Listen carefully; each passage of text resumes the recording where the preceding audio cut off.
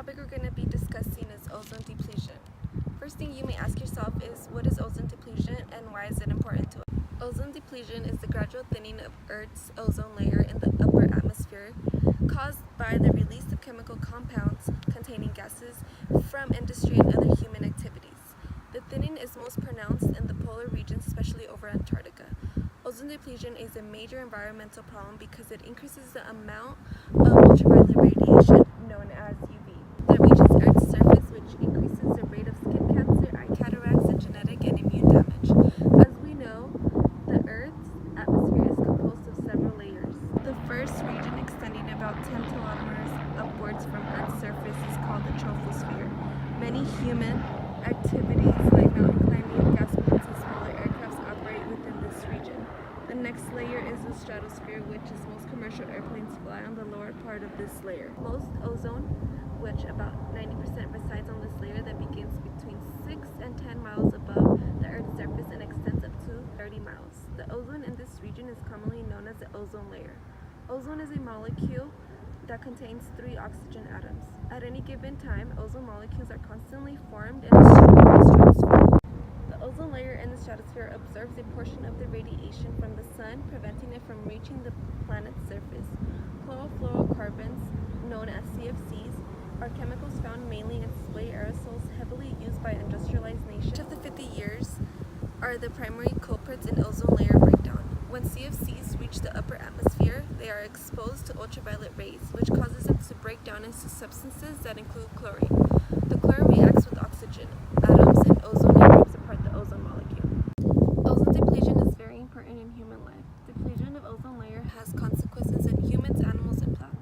This typically results from higher UV levels reaching us on Earth. Ozone absorbs UV light generated by the sun. Without this natural shield, we would all end up with skin cancer. Ultraviolet light kills microbes, bacteria, and fungi. The microscopic form of life play a key role in plants being able to process and absorb nutrients from the soil. It is also estimated that half of our atmosphere oxygen has been generated by phytoplankton that live in the ocean surface layer. A significant increase in UV light would diminish the phytoplankton population.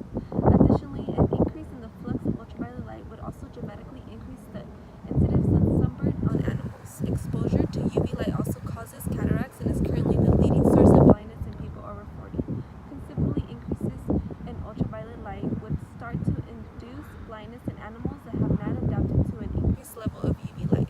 The ozone layer plays an important role in making the Earth habitable by absorbing most of the solar ultraviolet light before it reaches the Earth's surface.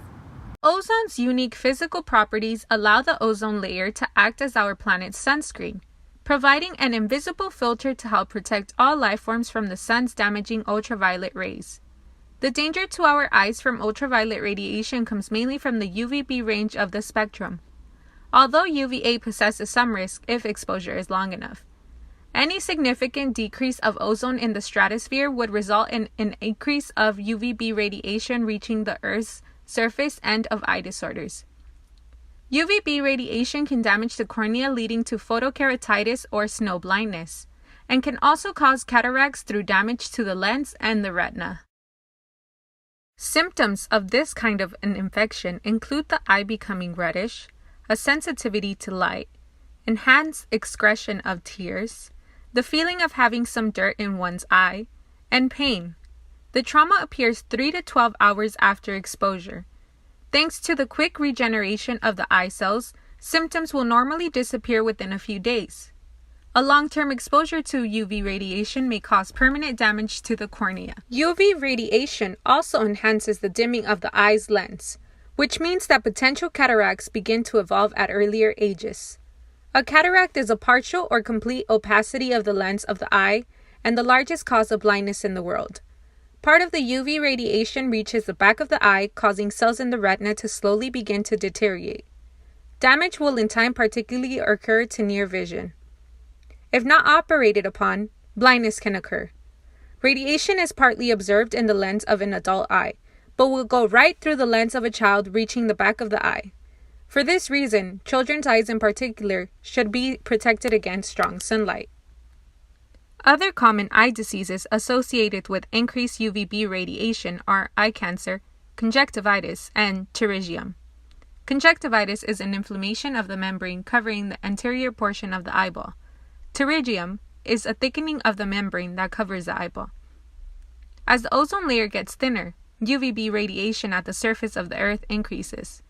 If the ozone amount decreases by 10% during the spring and summer, the annual UV dose increases by about 12%.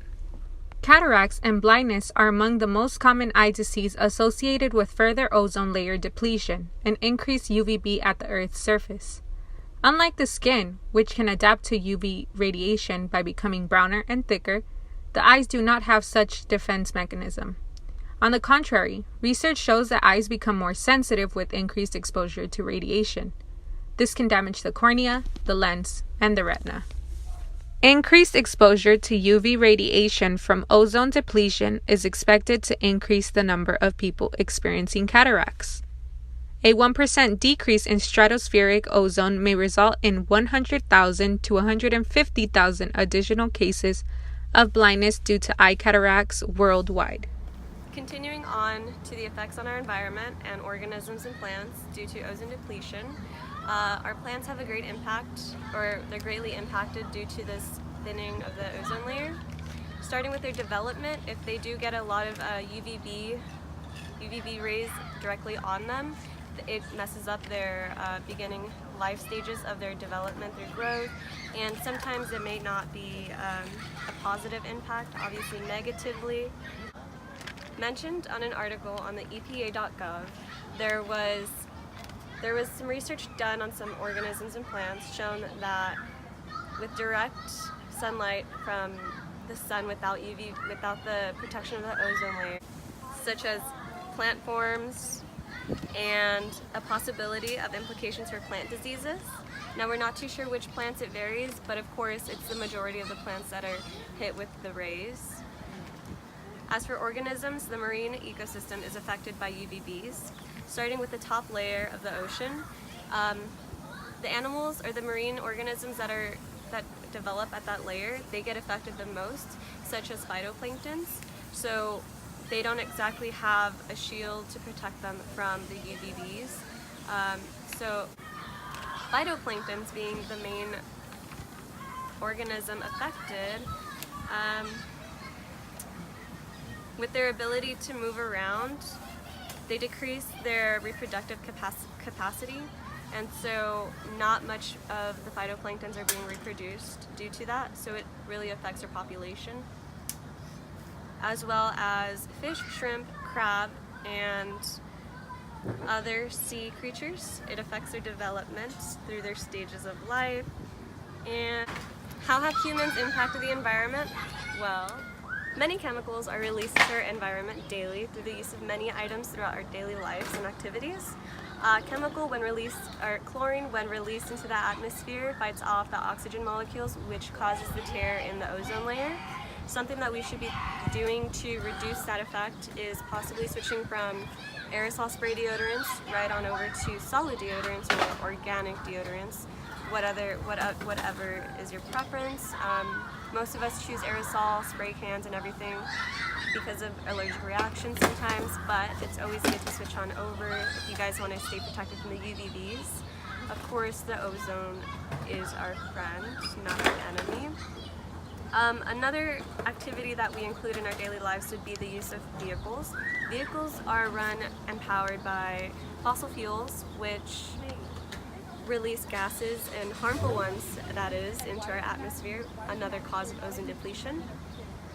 If we were to switch on over to eco-friendly vehicles such as a Prius, or I heard something about a water vehicle being started, well, you know, there's other ways of using it, which is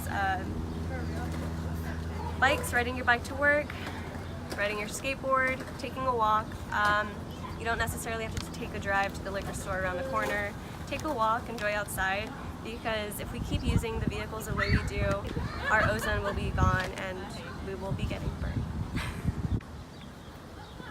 With these facts that I've stated and included, I hope that you guys can realize what we have an impact on daily and what is affected by our activities, whether it's not even us, but it's the organisms that live underwater, or just the air itself that we breathe every day. I hope that we can take little steps at a time to really reduce the ozone depletion that is occurring right now.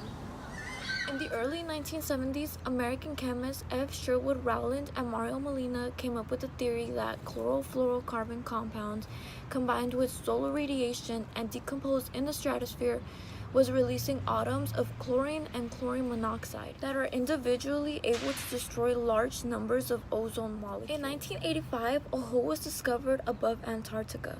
Chlorine monoxide from chlorofluorocarbons were devouring the ozone. This prompted the world leaders to take action and help fight ozone depletion. An international treaty known as the Montreal Protocol on Substances that Deplete the Ozone Layer was adopted in Montreal on September 16, 1987. However, it wasn't implemented until 1989, 2 years later.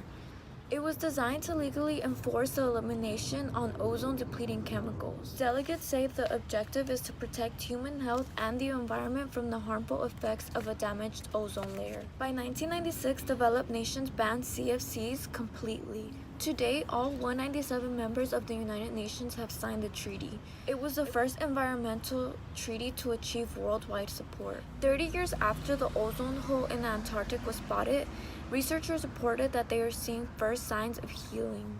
The hole has gotten smaller by more than 1.5 million square miles since 2000. The parties meet annually to adjust the protocol in response to new scientific information.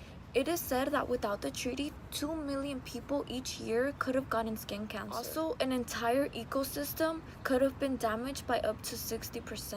Thanks to the Montreal Protocol, industries have identified and produced chemicals with safer properties.